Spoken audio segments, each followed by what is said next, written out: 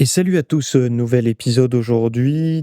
Aujourd'hui, on va parler de van life, de jeûne intermittent, de malbouffe et de brûler des tonnes de calories. Alors, le sujet sur le van life, c'est surtout un programme d'entraînement, qui peut être transporté partout et non pas juste, comment dire? Durant, 15 jours de vacances, mais durant, par exemple, tout un road trip intégral pendant 1 an ou même 2 ans ou même une vie entière, on va dire, dans un van, dans un break aménagé, dans un camping-car, peu importe. C'est une question que vous m'avez posée et j'ai fait un bon travail de recherche et de filtre au maximum et finalement, je me suis rendu compte que le programme, je l'avais sous les yeux, puisque c'est un programme que je faisais il y a moins de 6 mois en arrière là. Donc c'est un programme que vous pouvez tout à fait tenir pour, maintenir vos gains de masse musculaire ou même prendre de la masse musculaire, peu importe votre objectif. Je vous donne le matos également, parce que, bah, forcément si vous vous entraînez sur les lieux de bivouac ou autres, vous pouvez pas vous permettre d'avoir une cage à squat et tout. Donc je vous donne tout ça, donc tout le matos et le programme si vous êtes, un nomade, un sportif ou un athlète nomade ou juste un nomade dans votre vie de tous les jours. Voilà, donc si ça vous intéresse, vous avez le lien dans les notes de ce podcast. On en parlera peut-être à la fin de l'épisode, on verra. Enfin, je pense on en dira quelques mots quand même. Donc le premier sujet, c'est les actionnaires qui font un peu la guerre à Nestlé parce que, il y a une coalition d'actionnaires de Nestlé qui a déclaré la guerre à la malbouffe. Ils exigent une réduction, significative de la vente d'aliments nuisibles à la santé. Alors c'est porté par l'ONG, Chair Action. C'est une alliance qui pèse 1,68 milliard de dollars et a posé un ultimatum à la multinationale, lui demandant de revoir ses objectifs de vente d'aliments nutritifs. Et en effet, malgré une promesse en 2023 d'augmenter de 50 les ventes de ces produits d'ici 2030, les sceptiques pointent du doigt l'inclusion du café dans la catégorie des produits bénéfiques, soulevant des doutes sur la sincérité de l'engagement de Nestlé. Donc la pression monte alors que le géant de l'agroalimentaire continue d'empocher des milliards grâce à des produits peu recommandables, malgré un rapport interne révélé en 2021 indiquant que plus de 60% de ces offres ne cadrent pas avec une définition reconnue de la santé. Face à cette situation, la direction de Nestlé qu'est-ce que je raconte, résiste, arguant qu'une contrainte sur les ventes des produits sains nuirait à leur portefeuille et avantagerait la concurrence sans réel bénéfice pour la santé publique. Cette confrontation met en lumière la tension entre les impératifs de santé publique et les objectifs commerciaux, soulignant une prise de conscience croissante sur l'impact de la malbouffe globale. Donc, si vous voulez lire l'article n'est pas de moi, hein, l'article vient de la nutrition.fr. Vous pouvez le retrouver en lien dans les notes. Moi, j'ai toujours beaucoup de problématiques avec ça parce que et on oublie encore une fois l'individu là-dedans. Et je sais que certains qui réfléchissent un peu trop rapidement se diront que je défends l'industrie agroalimentaire. Pas du tout. En fait, c'est pas que je défends l'industrie agroalimentaire, c'est juste que je répartis les torts. Et quand je dis je répartis les torts, c'est que je dis que les coupables sont aussi ceux qui achètent et sont peut-être aussi surtout ceux qui achètent. La problématique, c'est que les produits, la malbouffe, globalement, elle n'est pas dangereuse à partir du moment où on la laisse à sa place. Et quand je dis la laisser à sa place, c'est la consommer périodiquement. Par exemple, je sais pas moi, quand vous avez envie de vous faire plaisir, vous allez vous acheter un aliment transformé parce il est à votre goût ou peu importe. Mais le reste du temps, vous vous alimentez avec des aliments sains. La problématique, c'est qu'il y a eu un laisser-aller, c'est-à-dire que les gens se sont dit: «Bah, tiens, je vais acheter que ce que j'aime et laisser de côté, le reste», pour plusieurs raisons. Déjà, un manque d'éducation. Il faut savoir une chose, c'est qu'aujourd'hui, je fais le podcast, on est en 2024, énormément de personnes ne sont pas au courant que l'alimentation peut mettre ou enlever, enfin, peut donner ou enlever une santé de fer. C'est-à-dire que beaucoup n'ont aucun, comment dire? Ils ont aucune connaissance sur, l'alimentation santé et la malbouffe et pour eux, les problématiques de santé modernes, obésité, diabète, hypertension, cholestérol, bref, cancer et j'en passe, sont des c'est des coups d'épée de Damoclès, en fait. C'est-à-dire que parfois ça sélectionne un individu et bim, ça va l'impacter. Alors évidemment, vous allez me dire: «Oui, mais qu'est-ce qu'on peut dire de cet enfant, qui a rien demandé, il a pas eu le temps de s'exposer, et il chope une maladie, rare et grave et qui l'emporte?» Évidemment, il y aura toujours des situations comme ça, mais enfin, je veux dire, il y a quand même beaucoup d'études qui le montrent, qu'un mode de vie sain, encourage quand même la bonne santé, et ça passe par l'alimentation, l'activité physique et un mode de vie avec, enfin une hygiène de sommeil et cetera. Bref.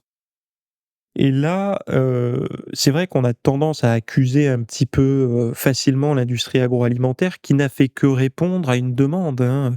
À la base, ils ont créé un produit où il n'y avait pas de demande. Je suis d'accord avec vous. Mais de fil en aiguille, ils se sont dit: «Beh, peut-être que si on propose, une version avec tel et tel ingrédient, les gens vont revenir plus facilement». Alors on le sait qu'aujourd'hui avec le sucre, avec le blé, avec tout un tas de substances, comment ça s'appelle aussi le glutamate monosodique et tout, il peut y avoir des phénomènes d'emprise alimentaire, mais le consommateur, il n'a pas un couteau sous la gorge, en fait. Il est juste accro, donc comme n'importe quelle, addiction, mais il n'a pas un couteau sous la gorge et bah, d'avoir dans ses placards des aliments sains ou malsains, c'est une responsabilité individuelle, en fait, hein. Il y a pas de on a beau retourner la question dans tous les sens, on est quand même libre. Personne ne fait nos courses à notre place. Si c'est le cas, bah, faut prendre le contrôle. Donc effectivement, je peux comprendre en fait, l'industrie, enfin la multinationale qui dit: «Ça ne changera rien en fait, par rapport si on se met à vendre des aliments sains, ça va nous pénaliser au niveau, des gains, du budget», enfin de comment on appelle ça? J'ai des objectifs commerciaux et tout, ça va nous pénaliser et en fait, les gens, ils iront, chez la concurrence.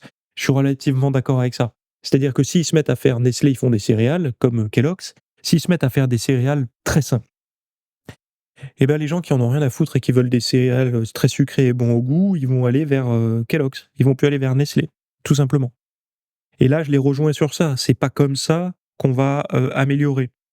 C En fait, ce qui fait changer les choses, c'est les comportements d'achat. Si on se met tous à acheter massivement des brocolis, des courgettes, de la patate douce, du poisson, de la viande de bonne qualité, élevée dans de bonnes conditions, je le précise parce que j'ai pas envie de me faire brûler ma maison, il y aura des comportements, heu, enfin, les comportements des industriels, ça va suivre avec ça. Ils vont pas continuer à vendre des choses que plus personne n'achète. C'est se tirer une é enfin, ça va durer, mais jusqu'au moment où plus personne ne va acheter, quoi. Enfin, ou jusqu'au moment où ils auront plus les reins assez solides pour tenir. Donc certes, il y a eu de la vente de produits de mauvaise qualité, du beurre fait sur le dos des consommateurs avec des produits de très mauvaise qualité. Encore une fois, leurs objectifs, il me semble pas que dans leur règlement, il y ait marqué, «Vous devez, vendre des aliments qui mettent en bonne santé». Mais le comportement de l'individu est primordial. C'est comme tout. C'est que ça soit pour la drogue, l'alcool, le tabac, la malbouffe, s'il n'y a plus d'acheteurs, il n'y aura plus de vendeurs. C'est aussi simple que ça, quoi. Donc je sais qu'on est dans un monde où on aime beaucoup, que le problème vienne des autres, mais moi je me suis rendu compte de certaines choses, donc j'approche, doucement les 40 ans, hein, gentiment, donc dans 4 ans. Hem j'ai pas je me dis: «Si j'avais pas changé de mode de pensée, je serais encore en train de me dire: "Oh là là, je suis en surpoids", mais c'est pas de ma faute. C'est de la faute, des vendeurs, c'est de la faute de la société, c'est de la faute de l'inflation, c'est de la faute de tout un tas de choses». Et j'aurais passé, 40 années de ma vie, allez, on va dire 20 parce que les 20 premières, enfin, on va dire les 15 premières, on est moyennement responsable. De ce qui se trouve dans notre assiette et ce qu'on fait de notre corps, mais le reste du temps, on l'est et j'aurais pas aimé me trouver dans cette position, quoi. Et je pense que c'est important de se réveiller rapidement parce que d'attendre que les choses changent, c'est quand même un peu la politique, quoi. À un moment donné, il faut prendre les rênes, hein, faut prendre sa vie en main et faut faire ce qu'on a envie de faire, faut avancer et si on n'est pas content, changer, que ça soit de pays, de situation, peu importe. Parce que ça ne le changement ne viendra certainement pas des autres. Il y a et d'ailleurs en parlant de ça, je suis comme n'importe quelle personne, j'aime bien faire des petites digressions comme ça dans le podcast, mais je regardais récemment, moi j'aime bien YouTube, regarder des conférences et tout. Et là, en ce moment, on me suggère beaucoup de vidéos de la chaîne LCP de l'Assemblée nationale. Parce qu'il y a une enquête, sur les chaînes de télévision, enfin bon, bref. Et il y avait, donc on est d'accord, la chaîne YouTube de l'Assemblée nationale, c'est une chaîne, il me semble, d'information, enfin voilà, de transparence pour montrer, enfin j'imagine, hein, c'est pas une chaîne de buzz ou c'est pas voilà. Et j'ai vu une vignette et un titre sur une des vidéos, alors c'était avec la ministre de la culture, je crois. Regardez, c'est une vidéo qui fait 3 minutes.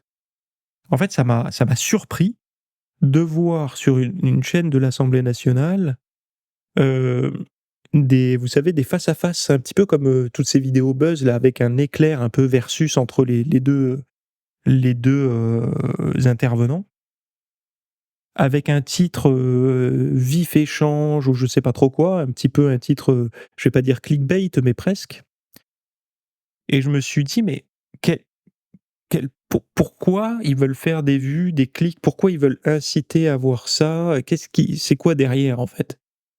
Et je me suis dit: «C'est étrange que» et j'ai regardé un peu les commentaires pour voir si j'étais le seul à être un peu, surpris de ce genre de méthode, et j'en ai vu un commentaire qui disait: «C'est bizarre LCP, je me crois on est sur LCP ou sur TikTok?»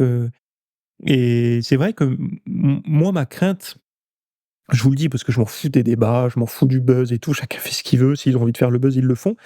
C'est juste que moi, je fais partie des gens qui apprécient énormément les conversations, comment dire? Les échanges longs, les conférences, les contenus longs. J'adore ça. J'aime les contenus longs, j'aime prendre mon temps pour apprendre un sujet, d'écouter des gens passionnés en parler, et c'est vrai que, heu si je vais sur une chaîne comme, LCP, c'est pour avoir un débat long qui est disponible, hein. Je dis pas qu'il y est pas, puisque j'ai vu des vidéos aussi qui duraient 3 heures et tout. Mais j'ai peur de ce vers quoi ça pourrait aller, si ce genre de choses se met à fonctionner, en fait.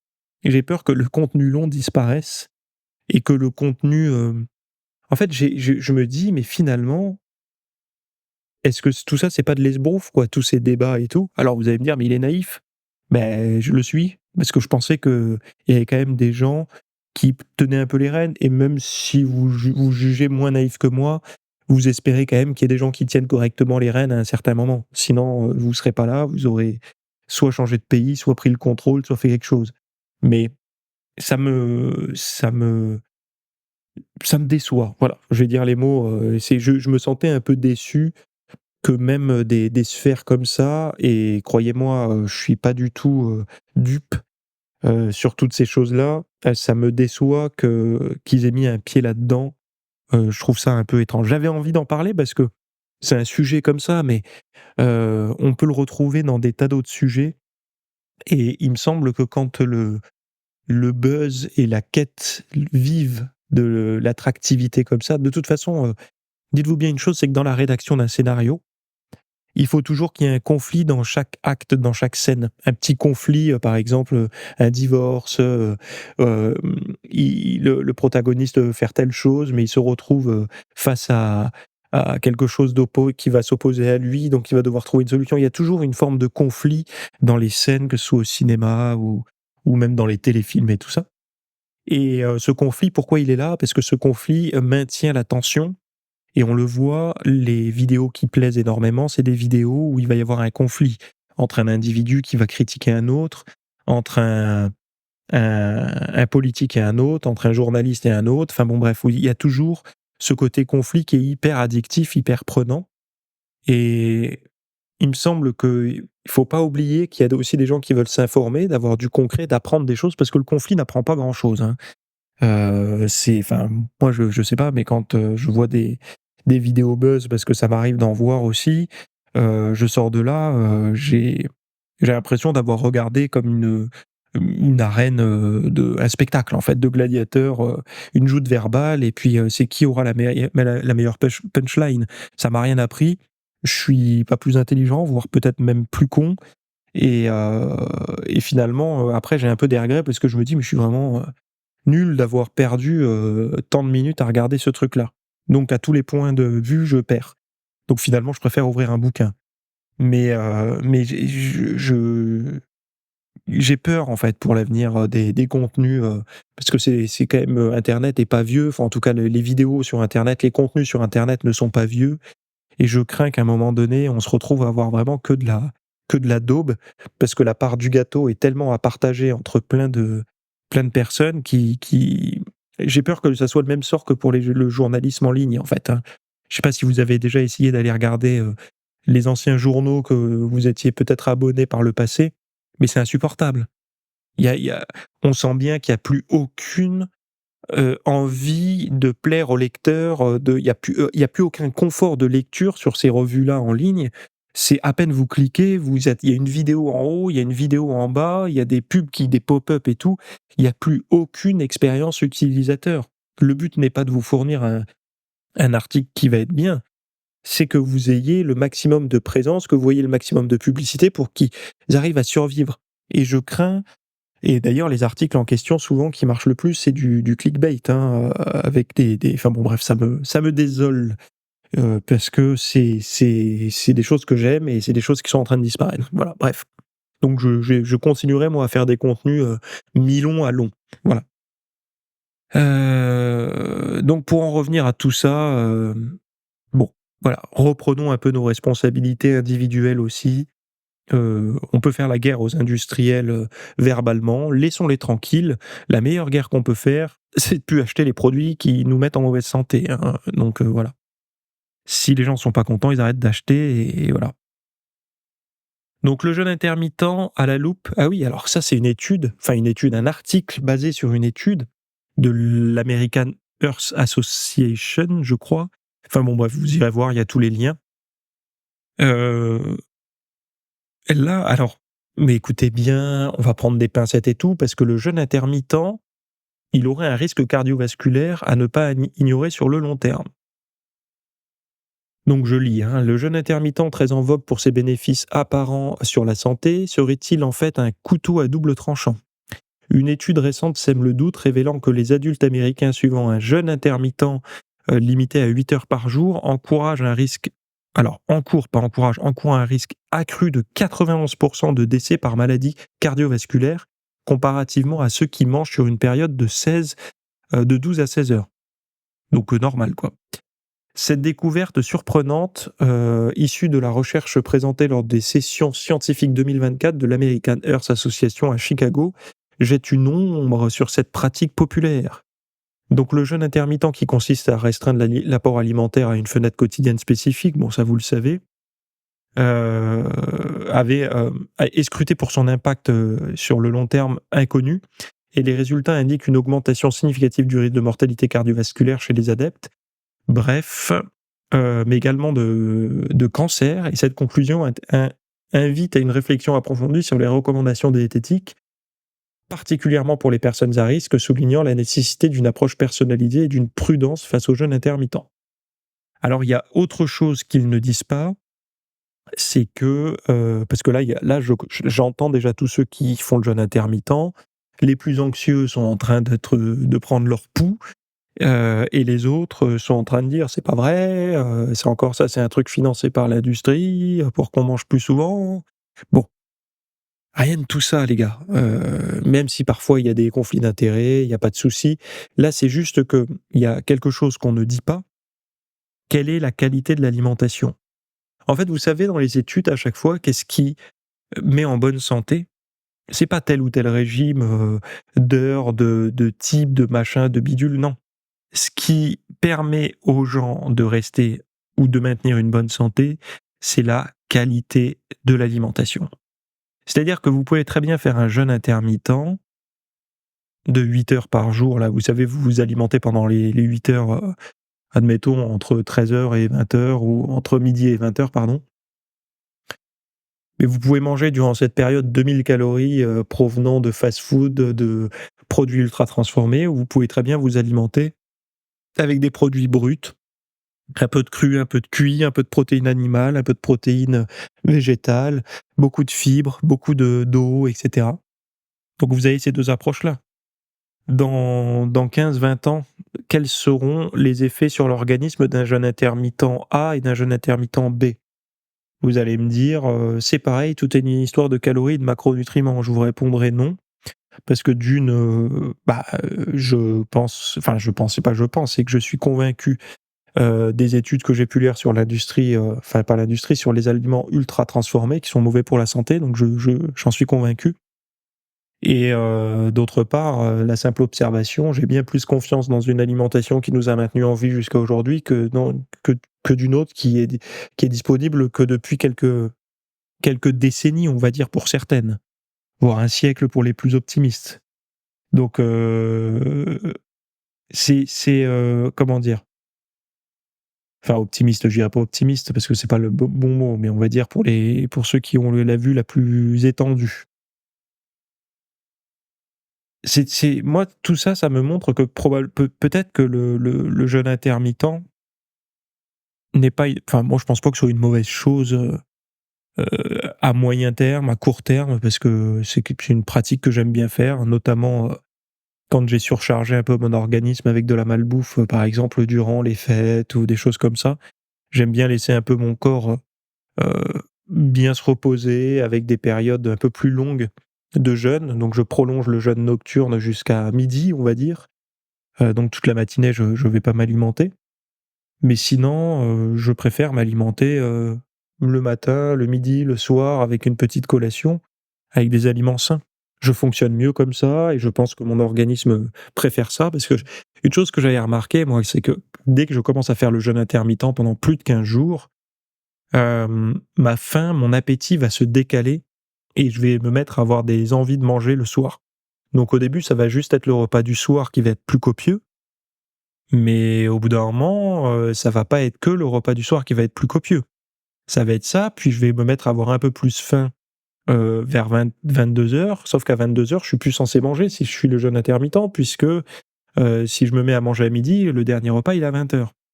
Donc ça crée un interdit de manger après 20 heures et cet interdit, vous savez ce qui se passe, hein. Je suis comme n'importe quel être humain, hein, on nous dit de pas toucher, la plaque chauffante, tant qu'on s'est pas brûlé, on a envie d'y toucher, voilà, on a le désir de l'interdit, quoi. Donc non seulement on a faim, mais en plus, on nous interdit de manger, donc bon, c'est bien connu, le désir monte. Donc et j'aime pas trop moi cette sensation de perte de contrôle, en fait. Moi, j'aime bien la fluidité et cette fluidité, je la trouve quand je mange sainement, à ma faim et aux heures de repas, diurnes, on va dire, c'est-à-dire durant la journée. Voilà. Moi, ça m'étonne pas de qu'on peut trouver à la fois des effets positifs et à la fois des effets négatifs, notamment si on ne contrôle pas vraiment la nature de ce qu'on met, dans l'assiette des gens. Et ça, il me semble que c'est très important, sauf que beaucoup d'études scientifiques sont faites, notamment sur l'alimentation à long terme, sur du déclaratif. C'est-à-dire que vous allez voir des gens, bon, bah, vous avez mangé quoi, sainement? Oui, oui, il y avait des légumes, oui, oui, il y avait de la salade, OK, d'accord. Il y avait de la viande blanche, oui, oui. Mais la viande blanche, en fait, c'est laquelle?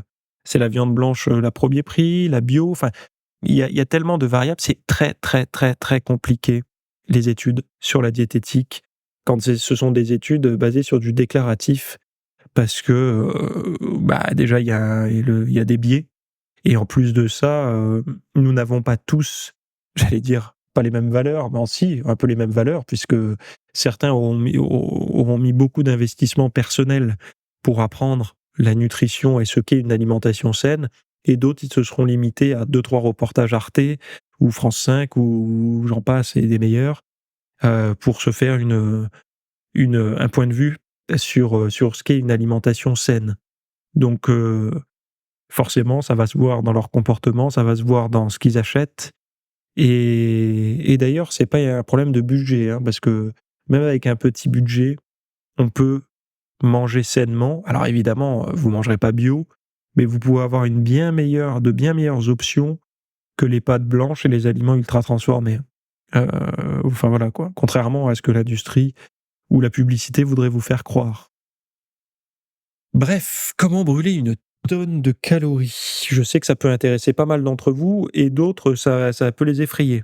Il y a tout un courant. Ah ouais, et j'ai vu qu'il y a des gens, quand ils arrêtent le sport, par exemple, la musculation notamment, pendant un mois ou quoi, leur phobie, leur crainte, c'est la perte de poids. C'est-à-dire que eux, ils montent sur la balance après un mois sans sport, ils se disent: «Mais, quel impact ça va avoir sur ma perte de poids et tout?» Et le nombre de kilos qu'ils ont perdus, ils sont mais dévastés de ça, quoi. Et de l'autre côté, il y a des gens qui, quand ils arrêtent le sport, leur crainte, c'est de monter sur la balance et de voir des kilos pris. Et c'est fou comme quoi cette angoisse est partagée, en fait, hein. On est tellement insatisfait de son corps de base qu'on est tellement content d'avoir obtenu quelque chose de sympatoche avec, la muscu, ou le sport en général et une diète saine, que quand on retombe dans notre corps initial, puisque quand on arrête le sport pendant un mois, logiquement, on n'est pas censé manger comme un ogre, on est censé continuer sa diète saine et bon, il y aura une perte de muscle et une prise de gras irrémédiable, hein, ça sera comme ça, c'est normal. Heu mais dans les 2 cas, en plus, le pire, c'est que le bilan, les gens ont tendance à voir le verre à moitié plein, alors qu'il faudrait enfin, bon bref, je vais être un peu pessimiste là. Mais quand vous montez sur votre balance et que vous voyez, perte de 3 kilos après avoir arrêté, la musculation, au bout d'un mois, réellement, vous avez perdu encore plus de muscle parce que vous avez pris un peu de gras. Donc vous avez pris du gras et perdu du muscle, donc le bilan est encore plus négatif et quand, vous avez pris du poids, c'est encore pire parce que vous avez non seulement perdu du muscle et pris du gras. Donc c'est la même chose. Dans les 2 cas, c'est terrible, parce que, bon, vous allez toujours dans le mauvais sens, quoi. Puisqu'en général, ceux qui ont le bon métabolisme, enfin le métabolisme qui brûle, il va brûler, brûler, brûler et l'autre, bah, il va prendre, prendre, prendre, quoi. Donc mais malheureusement, c'est jamais du muscle.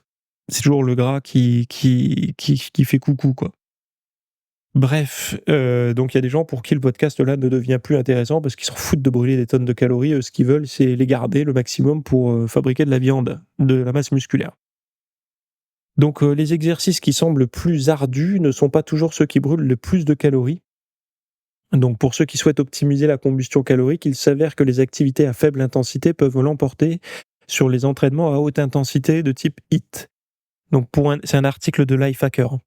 Pour un individu de 70 kilos, courir à un rythme de 8 km/h peut consumer, ils disent même, 563 calories par heure, tout comme le cyclisme modéré.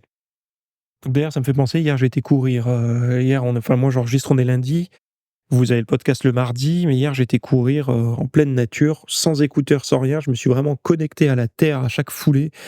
Qu'est-ce que je me sentais bien! Enfin, j'ai fait de la marche, mélangée avec de la course. J'appelle ça de la mourse ou de la marse, je sais pas comment on pourrait dire, mais j'ai fait, parce qu'en fait, c'est très, très vallonné avec des côtes, très inclinées chez moi. Donc j'ai commencé par de la marche rapide en côte, et dès que mon cardio était bien monté en haut de la côte, je me suis mis à courir. Donc ça j'ai fait du 30-30 à peu près, donc 30 minutes de marche rapide et 30 minutes de course à pied. Et je me sentais bien, c'était vraiment un grand plaisir, quoi. Donc voilà, donc les séances à haute intensité, bien qu'intenses et épuisantes, n'offrent pas forcément un avantage calorique si elles ne sont pratiquées que sur de courtes périodes. Par exemple, hacher du bois rapidement peut brûler 1 196 calories par heure, mais qui peut vraiment maintenir ce rythme pendant 1 heure entière? Mon père à l'époque, il pouvait le faire, quand il était dans les bois, bûcheron. Je pense que je dois pouvoir le faire moi.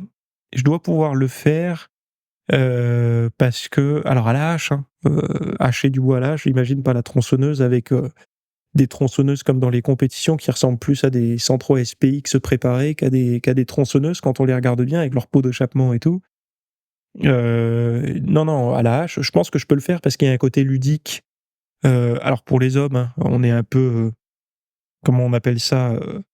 Un peu bené, un peu primaire, mais c'est vrai que vous nous mettez un rondin de bois et une hache, ça peut être un défi et nous amuser pendant 1 heure que de le briser en 2 avec une hache. Bon, nous demandez pas pourquoi, c'est comme ça, mais je pense que si je prends un échantillon de mes potes autour de moi, on pourrait très bien s'amuser comme ça, comme des gosses pendant 1 heure. Donc ça peut être quelque chose de faisable et certains en ont même fait leur métier, donc tant mieux. Mais oui, c'est quelque chose. Alors, la première fois, si c'est la première fois que vous prenez une hache, au bout d'une heure, vous allez vite déchanter, vous allez certainement arrêter avant une heure parce que vos mains, vous pensez avoir les mains calleuses avec la muscu, c'est rien par rapport à ce qui va se passer sur vos mains, quand vous allez hacher du bois, avec une hache ou même, enfin si, oui, avec la hache. Vous allez voir à quel point, vos mains vont en prendre plein la poire. Donc, si vous n'avez pas l'habitude, faites du 30-30 aussi, 30 minutes, et déjà 30 minutes, je pense que c'est beaucoup, avec les gants, et 30 minutes sans pour habituer vos mains, sinon oubliez la séance de muscu après, hein, vous allez avoir des cloques, pas possible. Donc si vous voulez vraiment brûler beaucoup de calories et qu'il y a des bûches de bois, à fendre, ben allez-y, quoi. Pour les non-athlètes, courir 1 heure à 10 mph, ça fait combien 10 mph? Alors si 5 mph, ça fait 8 km/h, donc ça fait 16. Donc 16 km/h, ça fait beaucoup. Reste une utopie, jogger à 5 mph, donc 8 km/h, est bien plus réalisable et bénéfique sur le long terme. Des activités comme l'aérobic, le rameur, et même la marche rapide ou le yoga hatha, ont leur place dans le palmarès des brûleurs de calories. Il est essentiel de noter que la quantité de calories brûlées peut augmenter avec l'endurance et l'intensité de l'effort, sans nécessairement ressentir une fatigue accrue. Ah, j'ai le hoquet, désolé.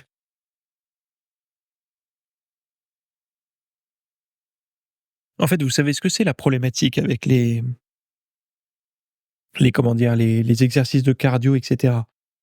C'est pas qu'ils sont pas efficaces ou autre, c'est qu'à terme, on se met à s'y habituer. Donc le corps devient de plus en plus efficace à fonctionner. C'est-à-dire que si vous faites toujours le même circuit de cardio, bah, vous allez devenir de plus en plus économe sur ce circuit et donc du coup brûler de moins en moins, en fait, hein, tout simplement. Enfin, c'est pas que vous allez brûler de moins en moins, mais votre corps va être il est tellement adapté à ça que ça n'est plus pour lui un effort qu'il doit, surmonter. C'est devenu son quotidien, quoi. Donc c'est pour ça que changer de parcours, augmenter l'intensité, augmenter la vitesse, augmenter la distance, de toujours rajouter un petit quelque chose, qui permet justement de briser un peu la routine, quoi. Voilà. Donc pour carboniser des graisses, mieux vaut faire des exercices de base. C'est en fait, en 1 heure de temps, soit vous choisissez des exercices ultra ludiques, mais qui tapent beaucoup. Alors, un autre exercice, qui peut être un jeu, si vous allez faire du laser game, laser quest et tout là, ça c'est le genre de choses, vous en faites 1 heure, mais ça vous déboîte à mort. C'est ultra, ultra, ultra, ultra efficace pour brûler des calories. Pareil, si vous avez alors moi j'en ai pas, mais je suis allé chez un pote qui en a une. Si vous avez une PlayStation là avec le casque VR, il y a un jeu de boxe hyper ludique dessus, mais qui est génial pour, brûler des tonnes de calories, de manière ludique, quoi. Donc il y a des façons ludiques de brûler des tonnes de calories, mais si vous voulez faire du cardio, si vraiment à l'intérieur d'1 heure de sport, vous voulez faire, brûler pas mal de calories, c'est soit du cardio, basse intensité. Le cardio HIIT, le truc, c'est que, vous vous dites: «Ouais, mais derrière le process de récupération fait que ça va augmenter le métabolisme et tout». Il y a du pour, il y a du contre là-dessus. Moi, ce que j'aime bien avec le cardio HIIT, c'est qu'effectivement, ça permet d'être sûr de le faire. Parce que beaucoup de personnes sont découragées face à 1 heure de cardio. Le cardio HIIT permet de le faire à coup sûr, quoi, quasiment. Et autre chose, je sais plus, ah oui, il faut trouver après des trucs très intenses que vous aimez faire, tout simplement. Hacher du bois, ça pouvait être, un bon exemple, mais ça peut être faire les vitres si vous avez un manoir avec plein de vitres. Bah, faire les vitres efficacement, alors, allez-y pas trop fort si c'est du simple vitrage, hein, passez pas au travers. Mais sinon, ça peut être, je sais pas, passer la serpillière, un peu intensément et tout. Tous ces trucs-là, enfin, moi quand je fais le ménage, c'est un exercice de cardio, je vous garantis, hein. Je frotte, hein, j'astique. Bref, est-ce que vous aimez bien le mode de vie en van? Le van life et tout? Alors pour beaucoup, ça reste, un petit rêve au coin de la tête là, quand on est bien pris dans ses journées de travail, qu'on commence un peu à avoir de l'anxiété qui monte, on sent que la tension, le burn-out n'est pas très loin et tout. On se met à rêvasser sur un mode de vie nomade avec un van aménagé, notre nana ou notre mec, heu, et on se réveille avec un lever de soleil, parfait, sur une montagne ou en bord de mer, voilà, on mange des produits, locaux, on se promène, on se prélasse et on a un travail, qu'on peut faire en télétravail partout dans le monde et tout ça. Voilà. C'est ça le petit rêve qu'on a dans notre tête. Et puis après, il y a la réalité évidemment, qui est toute différente, mais certains sautent le pas et peut-être que vous l'avez fait. Moi, j'ai un proche qui l'a fait et bah, ça peut être intéressant, mais vous avez peut-être pas envie non plus de voir votre physique, dégringoler et c'est-à-dire prendre du bide, perdre vos muscles. Eh bien, c'est terminé. Ça, en tout cas, vous pouvez, vous rassurer de ce côté-là puisque, j'ai mis, un programme en ligne avec le programme 10-10-6-3 qui promet des résultats sans exiger des heures d'exercice chaque jour. Donc ça, c'est ce que j'ai écrit. Alors, c'est adapté à tout à chacun, du parent nomade au professionnel en déplacement. Ceux qui n'aiment pas les salles de gym bondées et tout, ça peut marcher aussi. En fait, le but n'est pas c'est pas que pour les gens qui sont en déplacement, c'est pour les gens qui sont en déplacement ou qui ont envie de s'entraîner avec un petit équipement, de tenir sur un petit tapis de sol, quoi, voilà, et pas plus. Et d'ailleurs, si vous vous entraînez sur un balcon, vous n'avez pas beaucoup de place pour vous entraîner, c'est bien. Ou si vous êtes dans une période de déménagement, de séparation, ça peut être le cas, et que vous n'avez pas envie de sacrifier vos entraînements, et voilà. Donc ce programme est en lien également dans les notes de ce podcast. Et puis je vais m'arrêter là pour aujourd'hui. On se retrouve la semaine prochaine pour un autre épisode et tout de suite dans les notes ou par mail, si vous voulez lire tout ce que j'ai écrit pour vous.